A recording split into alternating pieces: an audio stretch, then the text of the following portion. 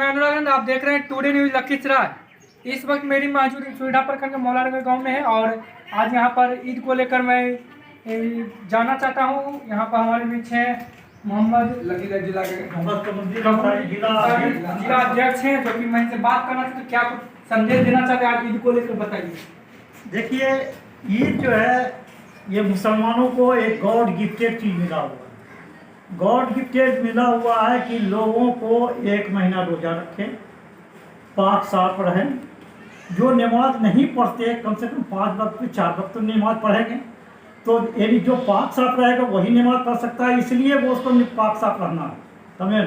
तो 1 महीना रोजा रखना यानी एक साइंटिफिक से बॉडी का जो है कंस्ट्रक्शन जो है, बॉडी का जो है जो मतलब है कि लोग का बीमारी और ये इससे बहुत लोगों को राहत मिलता है।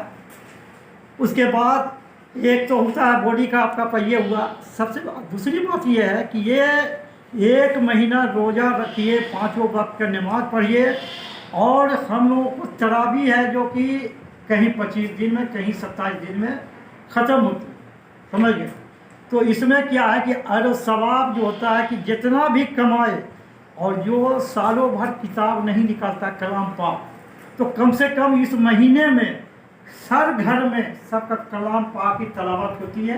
और कलाम तलावत करने के बाद जो है ये लोग जो है जो ईदगाह में नमाज पढ़ते हैं, तो ईदगाह में लोग नमाज इसलिए रखा गया है, लोग मस्जिद में भी पढ़ते हैं, लेकिन उसका जो है इम्पोर्टेंस है ईदगाह का कि सारे लोग सारे जगह के सब गाँव के लोग एक जगह आके मिलते हैं और सब आपस में मिलते हैं और जुड़ते हैं। इसमें भेदभाव का कहीं तो कुछ नहीं। दूसरी बात, सबसे बड़ी बात यह है कि इसमें ज़कात और खैरात सबको वाजिब कर दिया गया। जो मतलब कि गरीब गुरबा है उसको कम से कम आप लिबास पहने हैं तो गरीब गुरबा को भी हेल्प कीजिए कि उसका बाल बच्चे भी कपड़ा पहने और आपके साथ मिल मने के एक साथ चले। जो मैंने पूंजीपति है, मैंने काफ़ी पैसा वाला है, तो उसके लिए ज़कात निकालना जितना करोड़पति उसके हिसाब से। और खैरात तो है गरीब गुरबा को जो भी आए खैरात किया जाता है, इससे वो सवाब मिलता है। और जितना भी गुनाह है अपने लाइफ में वो अल्लाह से दुआ करते हैं कि या अल्लाह हमसे जो है आगे पीछे जो भी गुनाह है उसको माफ़ करना। उसके बाद नमाज पढ़ने के बाद लोग जाते हैं ईदगाह कब्रिस्तान, यानी कब्रिस्तान में जितने लोग जिसके परिवार चले गए हैं गुजर गए हैं, तो लोग किस हाल में नहीं है, तो उसके लिए वो दुआ करते हैं कि अल्लाह हमने जो 1 महीना इबादत किया है, तलावत किया है, वो उसका अजर सवाब हमारे अहल कबूर तक पहुँचे। और दुनिया के तमाम अहल कबूर, ये नहीं कि अपने दुनिया के तमाम अहल कबूर उनके तमाम गुनाहों को माफ़ फरमाए, जन्नती फिरदौस में अता फरमाए, कब्र के अजाब से बचाए और उसके अहल बाप को सब बनाए। आज ईद का जो महापर्व है, ये तो मुस्लिम धर्म का ये सबसे बड़ा पर्व माना जाता है। सबसे बड़ा ये मुस्लिम धर्म का सबसे बड़ा त्यौहार, बहुत इम्पोर्टेंट त्यौहार।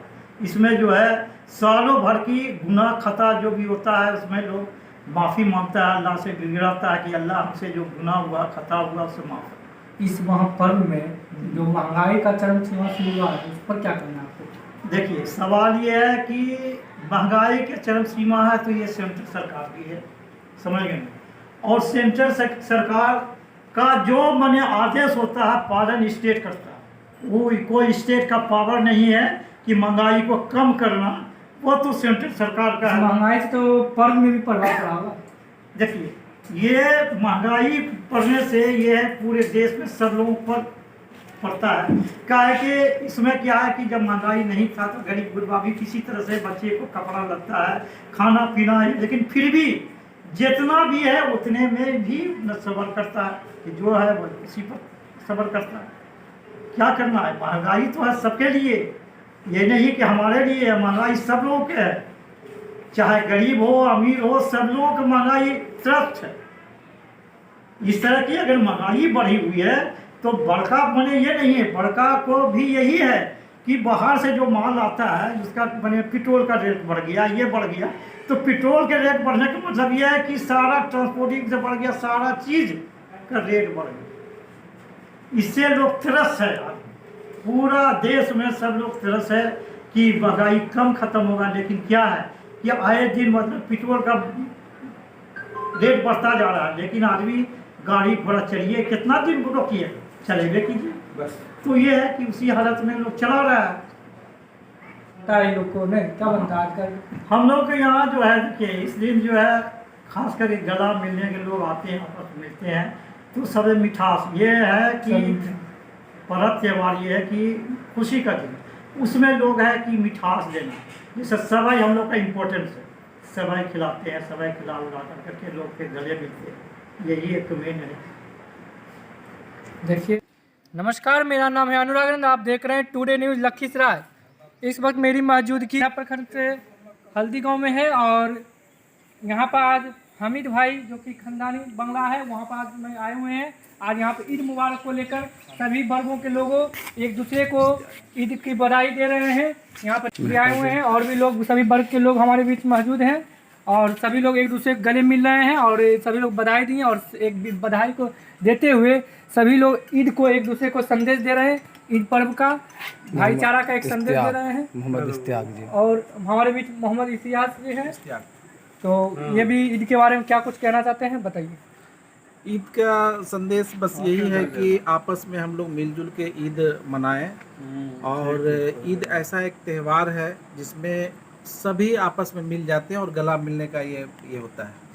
कोई भी शिकवा शिकायत होता है इसी ईद में मिट जाता है और हम लोग 30 दिन का रोज़ा रखते हैं फिर ईद मनाते हैं। तो संदेश यही है कि सब मिलजुल के ईद करें, अच्छा से करें, मिलजुल के रहें। सभी को जो भी देख रहे हैं ईद को, आज के ईद को सभी को हमारी ओर से भी बहुत बहुत शुभकामनाएं। आप सभी लोग इसी के साथ देखते रहिए टुडे।